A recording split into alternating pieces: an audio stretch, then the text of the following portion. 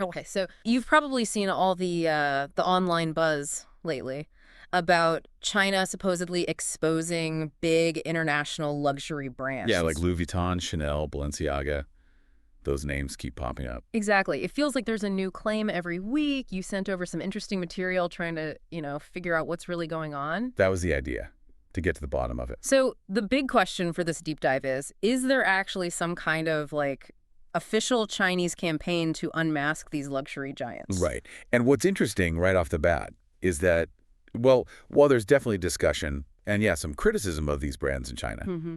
the idea of a huge, coordinated official campaign doesn't really seem to hold up when you dig into the sources. Okay, okay. Let's unpack that a bit.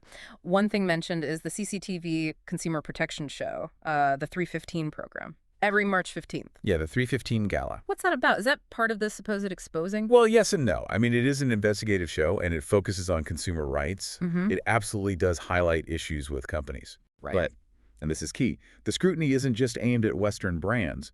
They investigate Chinese companies, too. So it's more about holding businesses accountable to consumers generally. Okay, that makes sense. So it's not necessarily some targeted attack on, say, just international luxury. Exactly. But then what about all the chatter on social media? You see these supposed leaks and scandals blowing up on Weibo or Douyin. Yes, social media. That's definitely where a lot of this noise happens. It's a really key point. So what's driving that? It seems to be a mix of things, really. You've Yeah.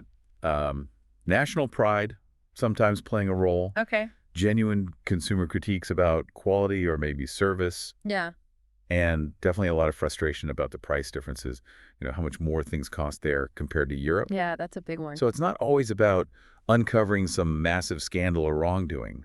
Sometimes it's just frustration boiling over online. Right, because one of the sources specifically mentioned the whole problem of like misinformation and clickbait online too. Oh, absolutely. How easy it is for a clip to be twisted or just taken completely out of context. Exactly. That happens all the time.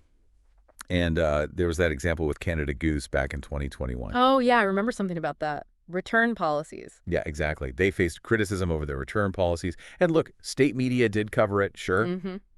But the important thing is it seems to have been, a largely isolated incident, not really proof of some broader coordinated campaign against all luxury brands, which is how some reports painted it. Got it. And those price differences, you mentioned the Louis Vuitton bag costing way more in Shanghai than Paris. That keeps coming up, doesn't it? It really does. And consumers are, understandably, pretty unhappy about it. Creates dissatisfaction, I bet. For sure. It leads to tons of online discussion, sometimes even calls for boycotts. But again, it's really important to draw a line between that consumer anger over pricing Right. and some kind of official state-led mission to expose these brands for like actual misconduct. They're just not the same thing. So, boiling it down, the main takeaway here is while luxury brands definitely face scrutiny and criticism in China, especially online, Yes. this idea of an official large-scale campaign to expose them, it's just not really backed up by the evidence we looked at. That's the core conclusion, yeah. Mm. But one source did make a good point about the political environment in China being quite sensitive. How so? Well, even things that might seem minor elsewhere can gain a lot of traction very quickly there, especially if they touch on national interests or, Yeah. stir up strong consumer feelings. Things can escalate fast. Which leads to a really interesting question that came up in the material. Why do these luxury brands face so much criticism in China, even though they're incredibly popular and in high demand there?